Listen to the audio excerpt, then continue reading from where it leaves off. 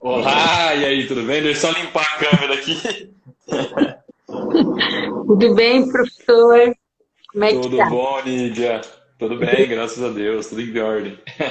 Eu tô com É, Covid, né? Eu positivei pro Covid semana passada e eu tô em isolamento aqui no quarto. Então, por isso que eu tô mais mal acabado hoje, sem cenário, com roupa de dormir, tô mais tranquilo hoje. Meu Deus do céu, você sabe que o nosso vizinho faleceu ontem também aqui, assim, Meu de Deus. muro, assim, de parede aqui, e a família toda também com Covid, a coisa está pegando, né? A gente acha que, Sim, cara. assim, você não sabe mais o que que você faz, né? Porque nós estamos aqui também em isolamento, mas assim, com muito receio, porque a coisa. E depois você passou com muita dor no corpo, assim, muito. Não. Não, é isso que eu ia dizer. Graças a Deus, assim, eu nem sei onde eu peguei, porque eu já estava trabalhando em casa 99% do tempo, ia no escritório só para pegar um documento, alguma coisa, mas né, não tive contato com ninguém. Todo mundo que eu tive contato na última semana, ninguém positivou, então não sei onde eu peguei, se foi no mercado, se foi na farmácia, onde foi. Eu sei que eu peguei, graças a Deus, em mim. Não deu sintoma nenhum, eu fiquei um pouquinho resfriadinho, assim, sabe, garganta arranhando, um pouquinho de sinusite, mas bem levinho, nada de febre, nada de nada. Só É tô cumprindo porque, isolamento mesmo. na verdade, você é bem jovem, né? Então, eu acho que por jovens até não está tão difícil. Mas se pega, se chegar É, aqui, eu estou eu não doente. tenho muita certeza. Não, mas eu não tenho muita certeza, porque eu perdi um amigo recentemente, mais um conhecido, assim, era um amigo com 26 anos de idade. Ele tinha, desculpa, Nidia, virou. Isso. Ele tinha 26 anos de idade e faleceu, cara. Então, tem acontecido sim, É verdade. infelizmente. Então, Rodolfo, olha, a gente está aí Os batalhando. caras mandam ali histórico de atleta ali, ó. Os caras é gênio. Ainda não estamos entendendo sobre a lei. Desculpa aí que você vai falar muitas vezes sobre isso ainda. Se Deus quiser. E muito obrigada pela tua disponibilidade aí de continuar esclarecendo para nós, para que a gente possa daí. Olha, alguém está dizendo aqui que você tem histórico de atleta. Os caras é um piadista, os caras é comediante. Então, apesar de não ter sido uma gripezinha, né? Você tem histórico de atleta. Você está ótimo aí, né? Por Mas aí. tem que fazer assim, tem que levar uma coisa séria um pouco mais leve, né? Porque senão a Exatamente. gente começa a ficar muito triste. E então, na verdade, assim, respeitando a teu restabelecimento, nós vamos fazer assim um encontro não tão longo, né? Porque, mas assim, ainda as perguntas praticamente, doutor Rodolfo, são as mesmas. Então, Eu sei. desculpe se nós formos repetitivos, né? Mas eu acho que, assim, considerando assim, gostaria que você falasse um pouquinho. Eu preparei umas perguntas direcionadas, assim, que foram as que mais chegaram para nós.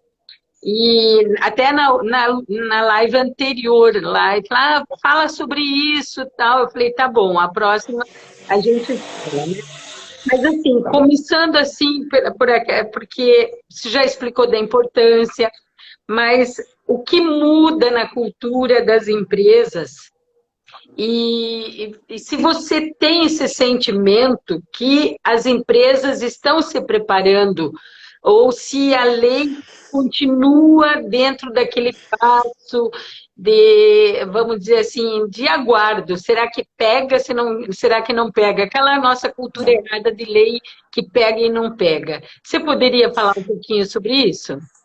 Claro, Nídia, na verdade, assim, respeito até, mas não tem necessidade nenhuma. Eu tô super bem. Se o papo durar 2 horas aqui, pra mim, tranquilo, tá? Tá bem. Bom, na verdade, a visão prática da LGPD é um problema muito sério, né? Porque realmente ela muda a dinâmica da gestão da empresa como um todo. Então você tem que identificar quais dados você utiliza dos seus usuários ali, dos seus clientes, o que você faz com esses dados, por que a importância desses dados na sua atividade, quais dados podem ser descartados ou não. Enfim, você tem que organizar toda a sua empresa para poder gerir os dados e, logicamente, implementar as normas da LGPD para que a tua empresa não tenha problema no futuro, né? Que não haja um vazamento ou que, enfim, que você não seja responsabilizado e leve prejuízo. E por esse esforço todo, realmente as empresas têm evitado ao máximo implementar LGPD. Então, o que eu tenho contato as empresas não querem fazer. No geral, ninguém está preocupado com isso agora, tá? Mas as que ainda se preocupam estão fazendo de uma forma muito genérica. Então, criam lá um termo de consentimento genérico, criam uma estrutura muito genérica para poder se adequar, né, a LGPD, ele poder ter um mínimo de segurança.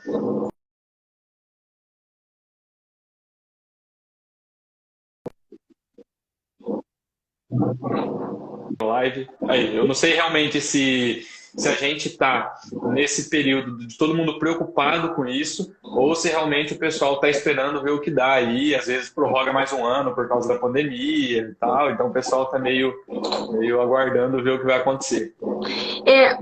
Será que também dentro da tua visão não falta talvez publicidade, comunicação maior, talvez do próprio governo, porque afinal de contas eles que lançaram essa legislação protetiva de medidas, né, de proteção contra os dados pessoais. E, de repente, eu acho assim, você quase não ouve mais falar sobre isso. Então, fica uma coisa assim, parece que você está falando no vazio, né?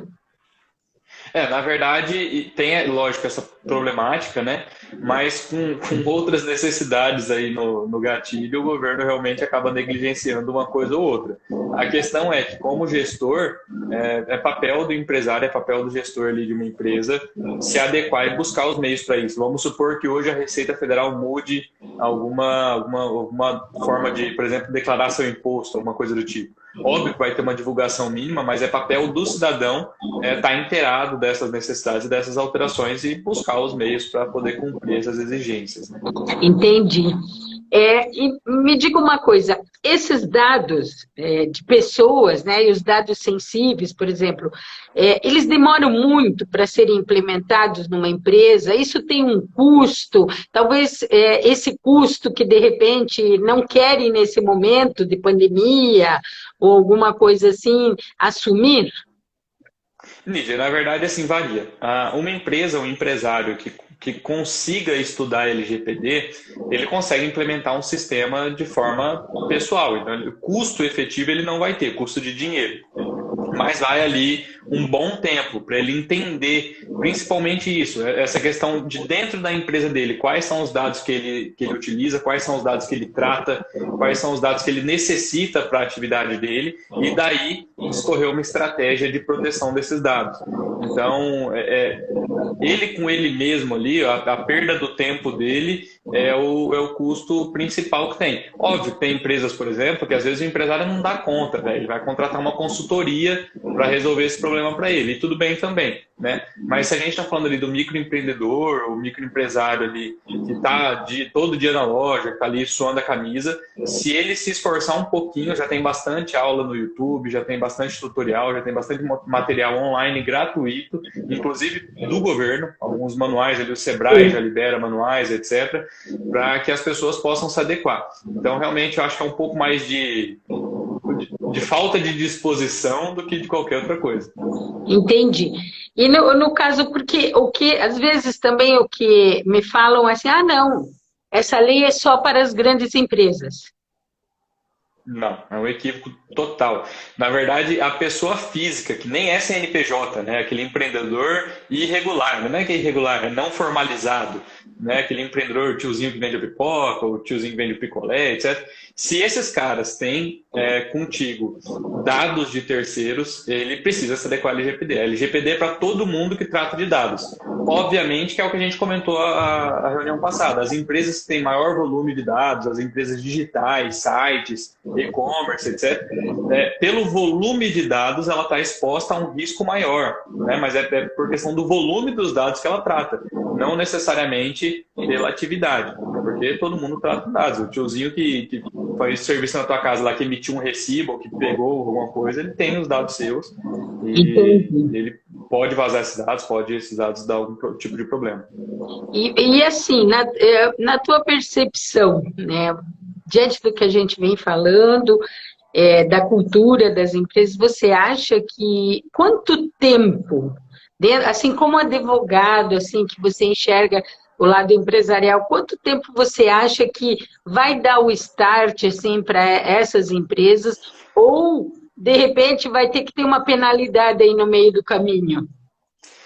Nídia, assim, conhecendo a cultura do brasileiro e conhecendo já outras normas que foram implementadas, eu acredito que o cara começa a correr atrás quando iniciar as penalidades, né? Não só a penalidade pela LGPD, mas também indenizações civis. Porque quando a gente fala da LGPD, a gente não está falando só do ato de não ter uma estrutura e ser penalizado por isso. Então, levar uma multa ali, que a gente até comentou, pode chegar a 2% do faturamento anual da empresa, limitado a 50 milhões de reais por vazamento, não é? Você deu uma crise, vazou tudo, por vazamento ele pode pagar 2% do faturamento, limitado a 50 milhões de reais. Né? Então a gente não está falando só disso, a gente também está falando do dano moral, do dano material que o titular do dado pode sofrer com esse vazamento. Então o risco financeiro realmente é alto. E quando realmente as empresas começarem a ser penalizadas por isso, é que realmente o pessoal vai começar a correr atrás e tentar se adequar. Então, os profissionais que mexem com isso podem esperar aí que o tempo de ganhar dinheiro vai chegar, sem dúvida nenhuma. Sim. Uma pergunta que também me pediram para te fazer é o seguinte, por exemplo, a pessoa recebe todos os dias mais de 20 telefonemas de empresas que não de cobrança, de coisa, mas que não é da pessoa. E a pessoa fala, diz, olha, não sou eu. E quem está do outro lado diz assim, nós vamos continuar te ligando. Isso acontece muito. Eu dei uma entrevista essa semana, inclusive, coincidentemente, para a rede de televisão aqui local, justamente sobre isso, sobre ligações de telemarketing de cobrança que não é sobre você, né, que não tem nada a ver contigo. Essas pessoas conseguiram os seus dados de alguma forma. Né? Exatamente. Então, assim, primeiro, qual que é o primeiro passo? Isso vai acontecer. As empresas vão continuar usando dados para poder movimentar a sua atividade, sem dúvida nenhuma. Seja dados adquiridos de forma legal ou ilegal, elas vão continuar usando.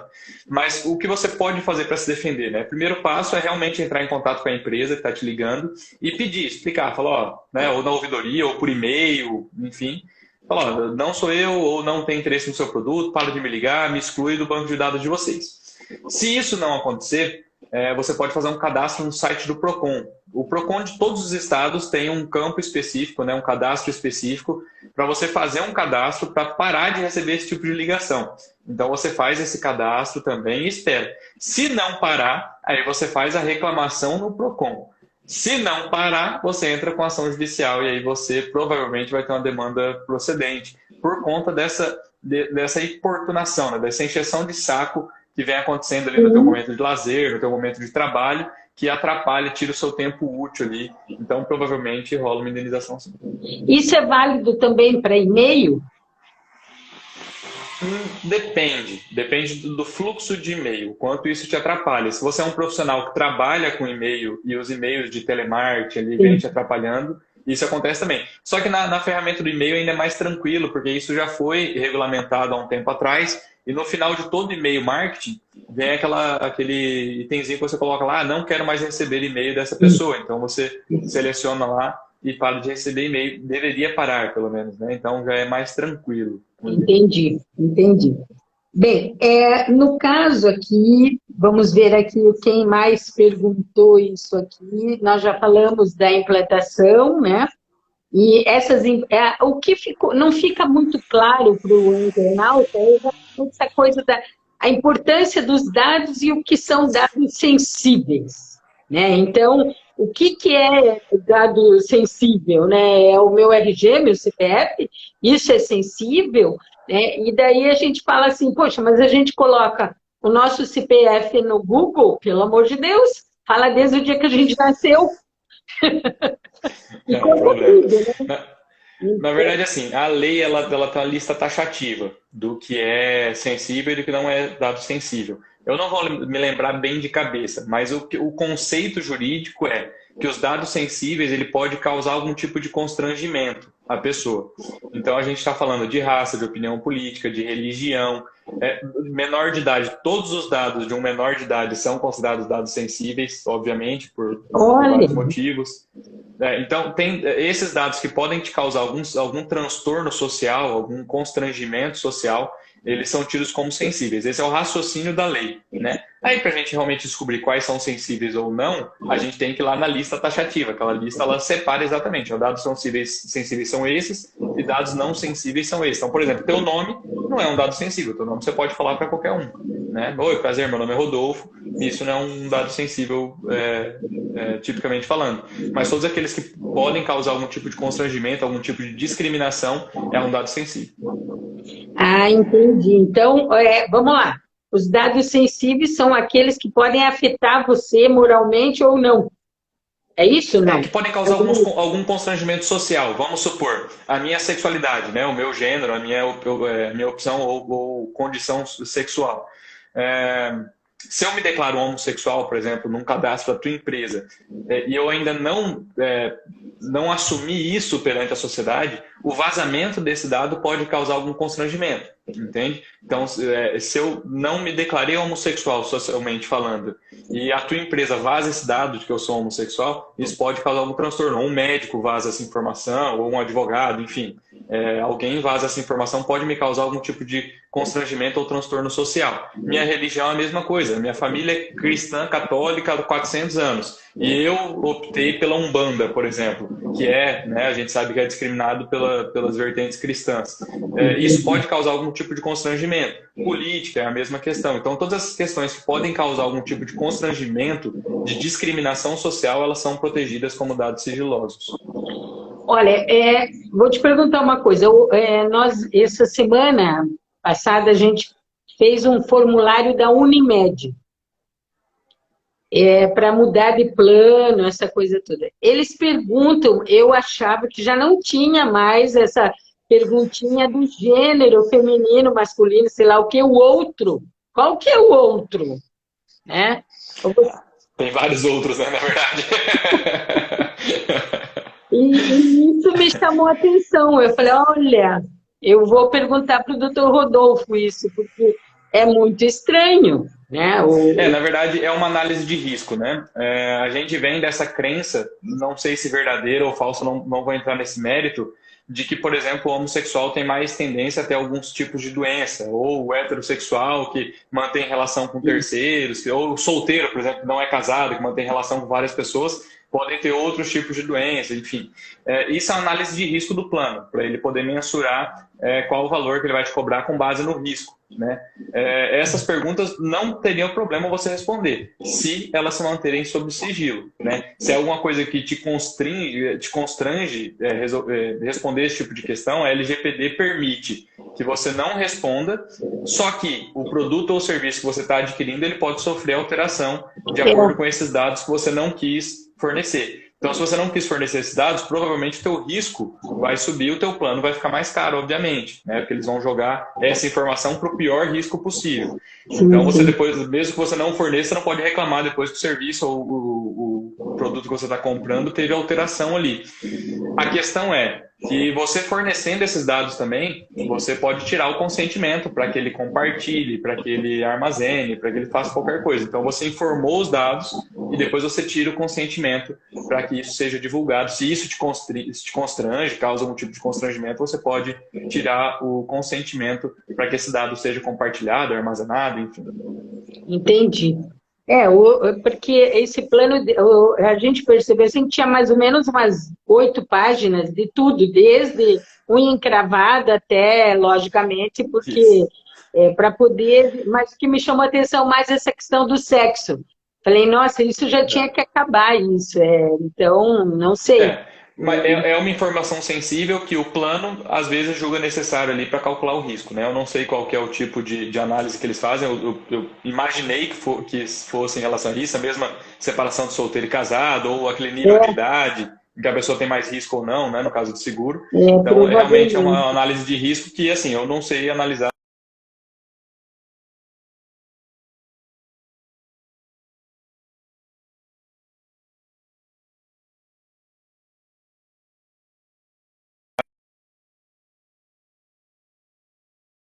Desculpe que eu Voltou. bati o dedo em algum lugar aqui, aí Tranquilo, tranquilo. saiu, você escapou de mim. Você escapou de mim. Tranquilo. Bem, doutor Rodolfo, essa questão assim da lei, né, a gente fala, para nós que não somos do direito, para nós é muito árido isso, a gente não entende. Realmente, todas essas explicações que você vem dando aí esclarece bastante, mas assim, sozinhos, nós pegamos a lei como empresa, sozinhos, nós conseguimos implantar? Ou seria melhor nós procurarmos alguém especializado para nos explicar o que é dado sensível, o que não é? Porque a lei está clara, lógico, é óbvio, mas quem são essas pessoas que vão, vamos dizer assim, participar diretamente na implantação da lei na empresa? Só o pessoal do RH? Isso também já Não, não. arranco, já vou juntando uma outra pergunta. As empresas precisam de treinamento? Os funcionários, vamos dizer assim? Nídia, sim. Eu vou tentar responder as duas perguntas em uma resposta só.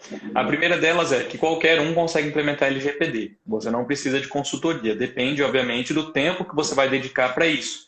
De entender o raciocínio da lei e entender o que a tua empresa, qual a relação da sua empresa com os dados que ela tem ali no poder dela. Né? Entendendo isso, você consegue traçar ferramentas de proteção de dados ali muito efetivas.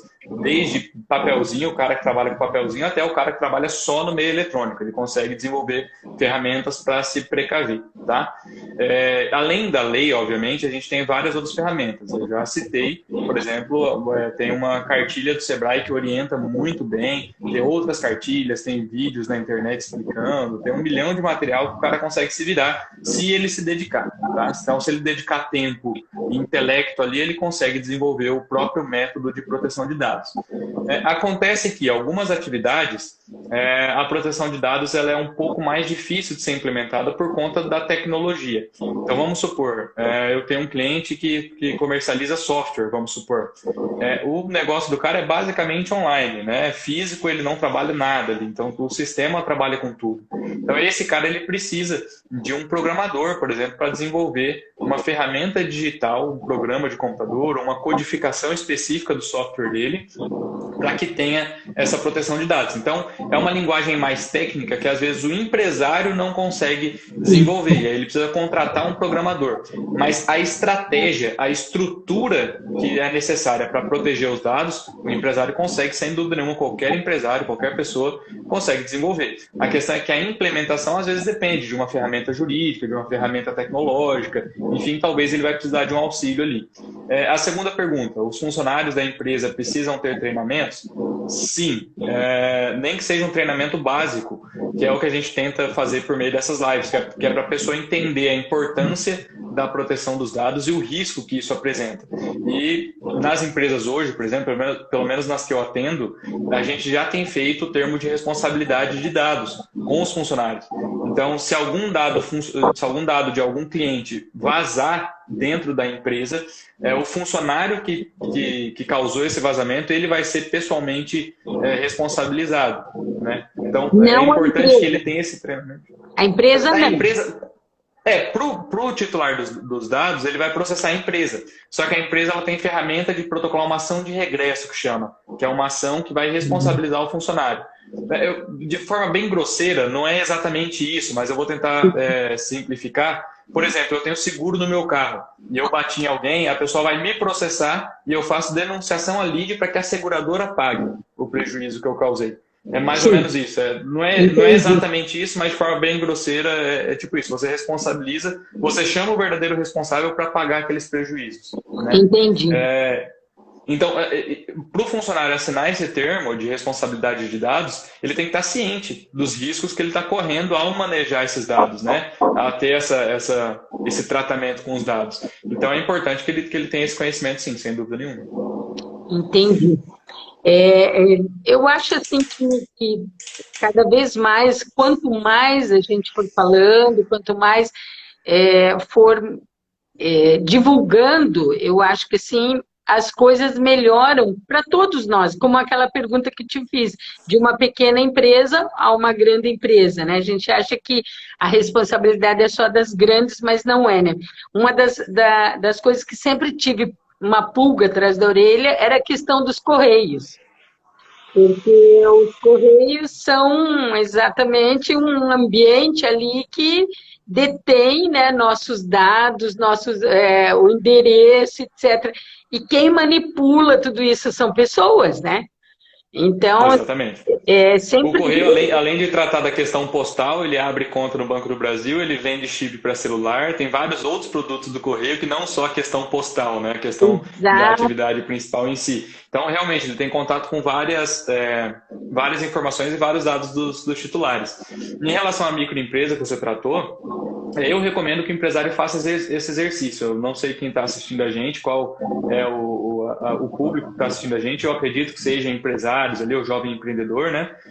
E faça esse exercício de tentar entender quais são os dados essenciais para a sua atividade e quais são os dados que você não precisa para você exercer a sua atividade, né? Ou vender o seu produto ou vender o seu serviço. Esse é o primeiro ponto. Em cima desses dados que são essenciais para a sua atividade, quais deles são dados sensíveis ou quais deles são dados não sensíveis, né? Faz essa separação. E com base nesses dados, a gente cria mecanismos para proteger ele. Então, alguns mecanismos de arquivo, se for o caso de papel, ou até digital mesmo, onde esses dados vão ficar arquivados, de qual forma, quem vai ter acesso, né? Essa questão do termo de responsabilidade com os funcionários que terão acesso a esses dados, enfim. Você cria mecanismos para proteger o dado e se proteger caso haja algum tipo de vazamento. Então, a gestão de risco que a gente fala, né? A gente imagina os problemas que pode dar e cria mecanismo para evitar cada problema desse. Qualquer pessoa que conheça a sua própria atividade, que está ali dentro da empresa, ela consegue criar essas rotinas de trabalho, essa gestão dos dados de forma inteligente, desde que dedique tempo e ali um pouco de intelecto para tentar entender quais são essas ferramentas. É interessante que cada vez a gente começa a pensar em outras situações, né? Por exemplo, análise de currículo, né? As empresas de treinamento, empresas de captação de pessoas, né? De RH, eles têm tudo, né? E daí a pergunta seria assim, eu não fui selecionada, jogaram fora meu currículo? Não, eles podem ter guardado lá minhas informações, porque antigamente a gente fazia um currículo que a gente contava desde pequenininho, né? Eu fiz pré-escola em tal lugar, eu vinha vindo, né? Hoje não, hoje a gente já é mais simplista, né? Graças a Deus que mudou, né? Não, na verdade, Lídia, nessa questão a pessoa realmente quem tem que dar o consentimento, né? A gente volta naquela questão do consentimento. Tudo que você faz com os dados de alguém, aquela pessoa tem que ter autorizado. Então, se você armazena, a pessoa tem que autorizar que você armazenou. Se você vai usar para telemarketing, a pessoa tem que autorizar que os dados dela sejam utilizados para telemarketing. Se você vai compartilhar com um parceiro de negócio ou com outras empresas, que é o caso, por exemplo, do recrutador, né? Ele traz para si vários currículos e distribui para várias empresas. Esse compartilhamento, seja oneroso ou não, ou seja vendido os dados ou não, seja compartilhados gratuitamente, ele também precisa desse consentimento.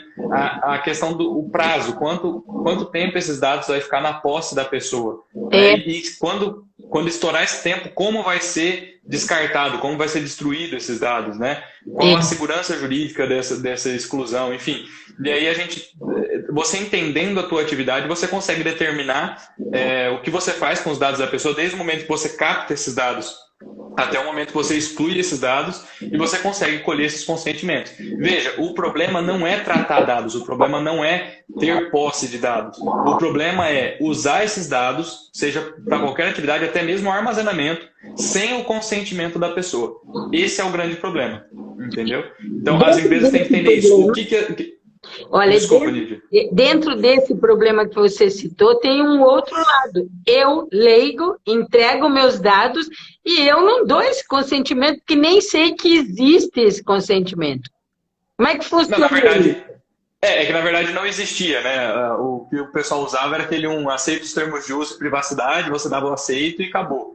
Hoje a gente tem que criar, inclusive no que é o digital, uma caixinha para aquela uma lá. Então você vai ter os termos de privacidade. Então, a empresa, nesses termos de privacidade, a empresa vai explicar justamente isso. Quais são os dados que ela utiliza, como ela utiliza esses dados e como ela vai destruir esses dados. É o principal ponto. Então, desde a captação até a exclusão desses dados, como vai funcionar. Ela tem que te explicar isso.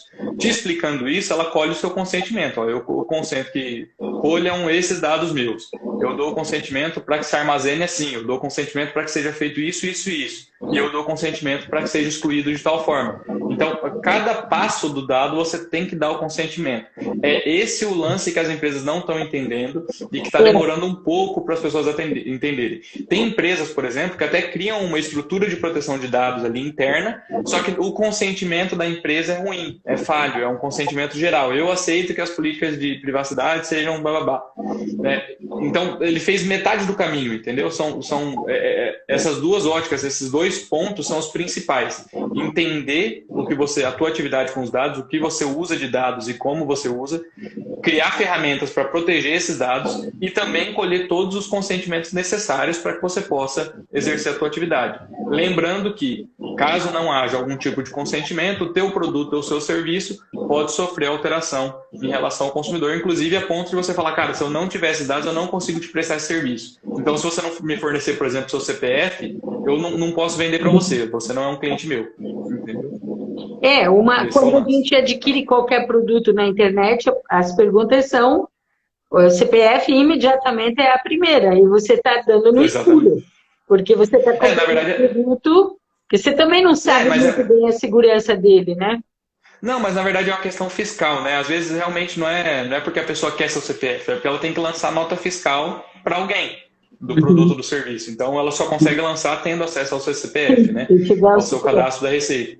Exatamente, só que ela não te explica quando ela vai excluir o CPF, o que ela vai fazer com ele, quanto tempo vai ficar armazenado, ela não explica isso. Então, é isso que a LGPD vem trazer, é segurança e transparência. Se você conseguir transformar o teu sistema de tratamento de dados de uma forma segura e transparente, sem dúvida nenhuma, você vai ter muito pouco problema com isso. Muito pouco. Bom, você nos presenteou aí com uma informação que não tem muito custo, que a gente sempre vai atrás de otimização de custo. Então, o cenário me parece que é bom. Apenas o que nós temos que ter é uma cultura de implementação e aceitação eu acho que assim, de uma legislação que veio para proteger. Ela não tem outro objetivo, né? Ela tem... Na verdade, Lídia, ela veio não só para proteger o titular dos dados, mas ela veio para proteger a própria empresa. É o que a gente disse na live anterior, eu não sei se o pessoal já assistiu, mas assista, né? Tem um conteúdo muito bom também, menos específico, mas também muito bom. Por quê? Porque se esses dados... Rodolfo, eu forneço meus dados para várias empresas, para várias pessoas. Uma delas pode vazar o meu dado, e eu não sei quem que foi, porque eu forneci meus dados para várias pessoas. Então, qual que é a minha ideia? Eu processo o que eu acho que é, né? Então, implementando as normas da LGPD, eu, empresa, tenho condição de falar, cara, não fui eu que vazei seus dados. Ó, aqui no escritório ninguém teve acesso à tua informação, nosso relatório fala que nenhum funcionário teve acesso, teus dados foram armazenados de tal forma, de forma segura, não teve invasão de hacker, nada. Então, dentro da minha empresa não vazou. E aí ele vai atrás de outro responsável. Então, a LGPD ela vem também não para proteger só o titular, mas também as normas da LGPD, a estrutura da LGPD, ela vem também para proteger as empresas. Nesse caso, de poder afirmar com certeza, ó, não fui eu que vazei teus dados, não é comigo o teu problema, é com outra pessoa.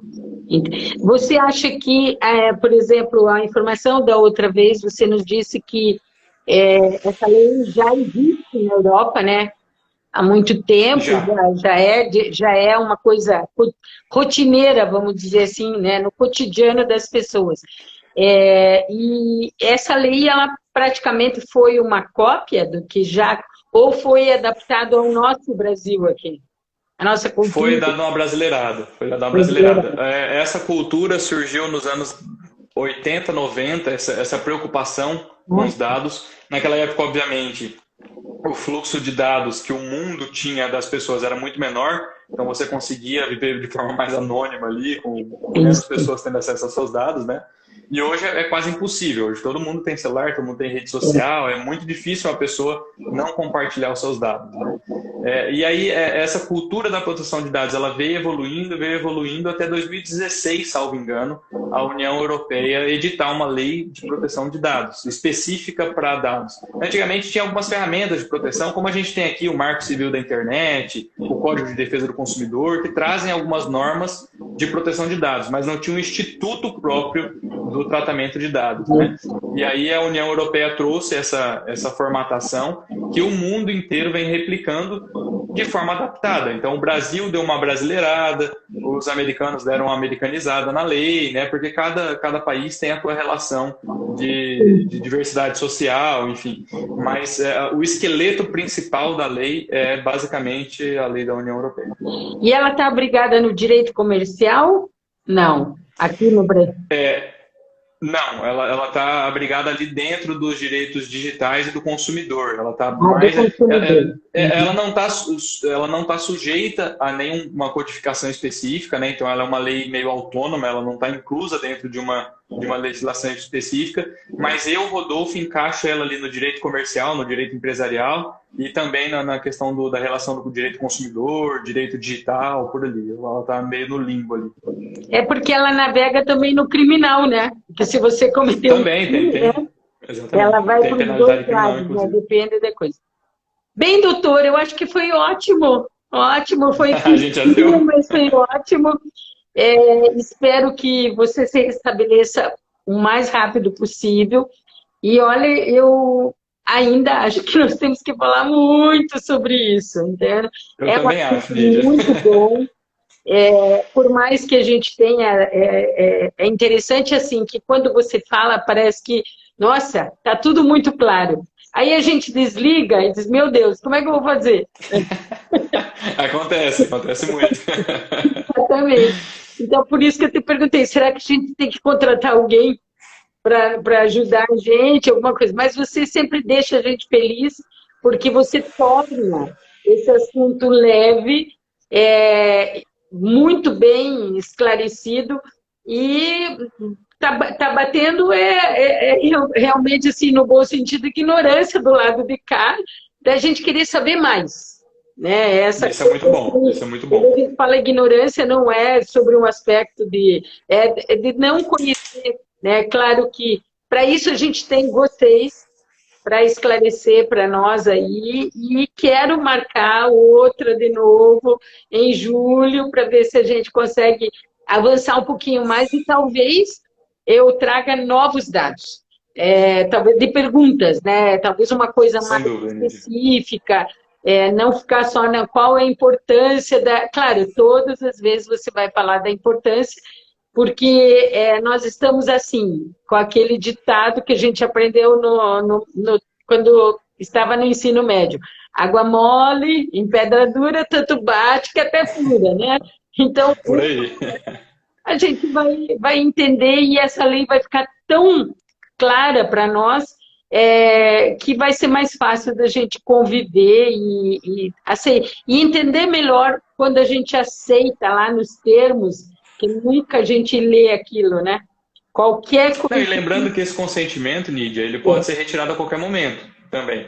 Então, se o cara deu o consentimento para mim lá atrás, para eu compartilhar os dados dele, e hoje ele resolveu cancelar, eu sou obrigado a cancelar o consentimento dele. Olha sem problema só, nenhum. você vê. Então, isso é dinâmico, né? Ele não fica lá perdido lá.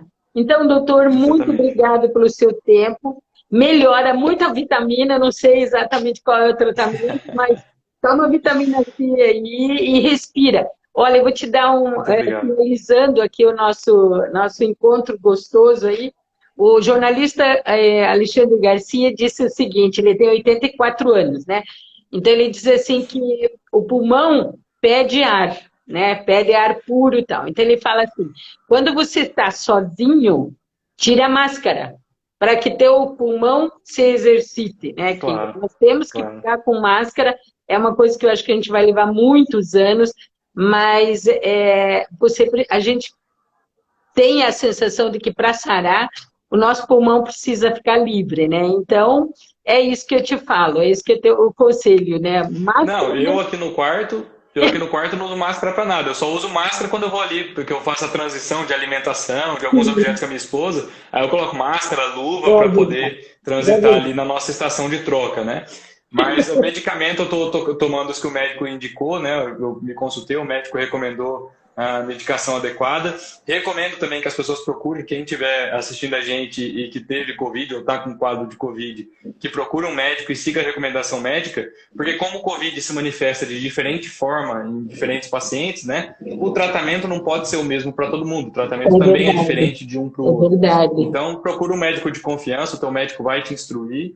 Enfim, graças a Deus eu tô bem, não tive sintoma nenhum, nem febre eu tive, tudo normal, graças a Deus. Que ótimo, então. Um grande abraço, Deus te abençoe, muito obrigada pelo seu tempo e vamos marcar um novo encontro ali, nós vamos conversando e vamos ver se a gente consegue, até o final do ano, eu te dizer assim, doutor, eu entendi a lei. Eu agora até faço na minha cabeça. Que bom, eu espero também, Lídia. Eu estou à total disposição, já falei para ti, estou sempre aberto. Vamos marcar sim, cada vez a gente pode focar em um assunto específico da lei e a gente pode aprofundar naquele assunto específico sem problema nenhum, eu estou à total disposição. Tá bom? Verdade, eu vou te deixar então uma dica. Eu queria, talvez na próxima live, a gente tratar exatamente sobre a publicidade da lei. Tá bom. De que forma que essa publicidade teria, talvez atingiria a gente aqui, o comum nosso, né? Então seria uma na verdade, por exemplo, isso que a gente já está fazendo hoje já é um tipo de publicidade, né? É verdade. Querendo ou não, é um movimento orgânico. Exatamente. Exatamente. Então, a nossa parte nós estamos fazendo e você está fazendo muito bem. Muito obrigada. É isso aí. Muito obrigado, Nídia. Um beijo. Até a próxima. Um abraço. Tchau, tchau.